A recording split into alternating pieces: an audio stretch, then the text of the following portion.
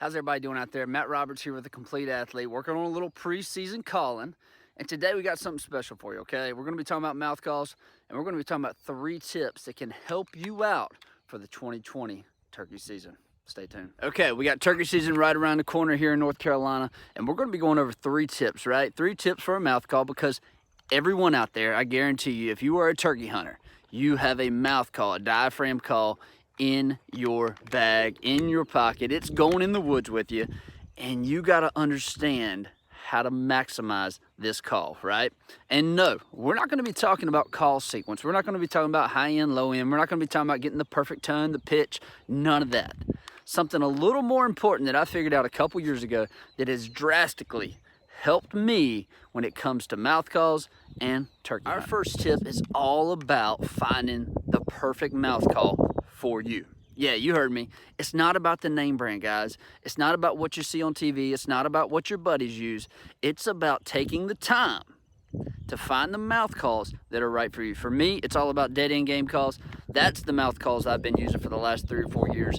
And the reason I use them, guys, is because I'm confident in them, right? I'm confident. I've put the practice in, and I've found some calls that fit my palate, that fit my style, okay? More importantly, you got to find the right cut. And what I mean by that, you'll notice the reeds right here, okay? This is a cutter call.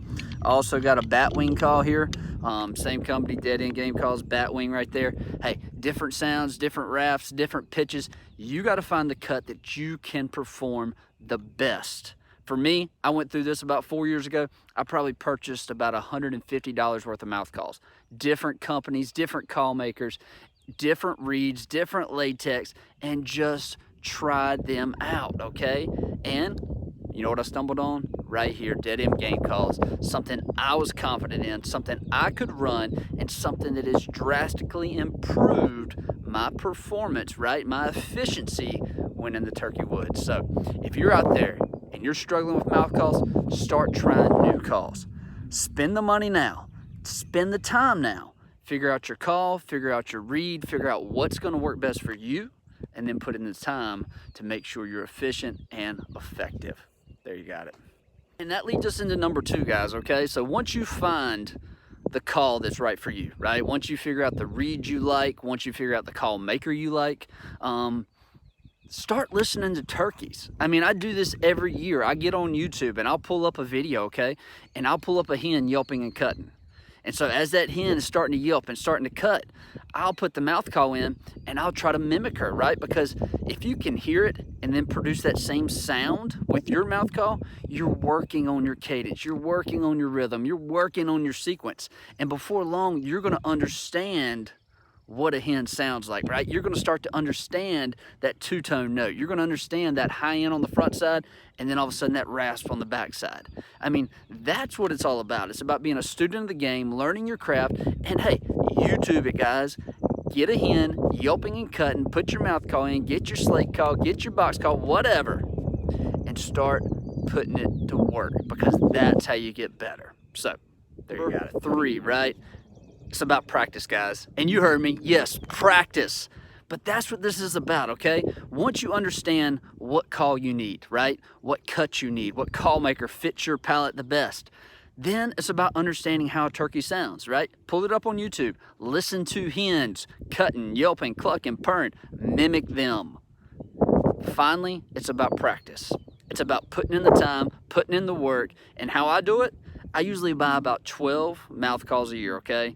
Before the season, I'll buy 12, a couple different sets. I have about 2 different reeds I like, so there you got it, 6 sets. And I work on it. Preseason, I run through certain mouth calls. By the time the season comes in, they're done, right? I've worked, I've practiced, I've tried them, I've used them, and I've also started to work in my second set, because as the season begins, I want mouth calls that are crisp. I want mouth calls that are ready to go. I want mouth calls that I'm confident in, and it just makes the hunting experience that much better, because you're going to run through mouth calls, right? The tape's going to get soft, the latex is going to bend. I mean, you name it, it's going to happen. You're going to drop it in the woods, or you get a mouth call and it just doesn't quite sound right. That's why you got to have backups. That's why you got to have multiples, and that's why you got to put the practice in. So there you got it, people. 3 tips right there. Find your call maker. Figure out the mouth call that works best for you. Figure out your cuts, right, with your different reeds. Listen to real hens. YouTube it. Find videos of hens yelping, cutting, clucking, purring. Mimic them with this right here. And finally, put in the time, put in the work, and have multiple sets, right, of calls that you like.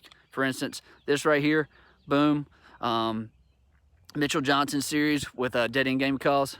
This is a cutter cut, okay? I also got the bat wing as I showed you right there.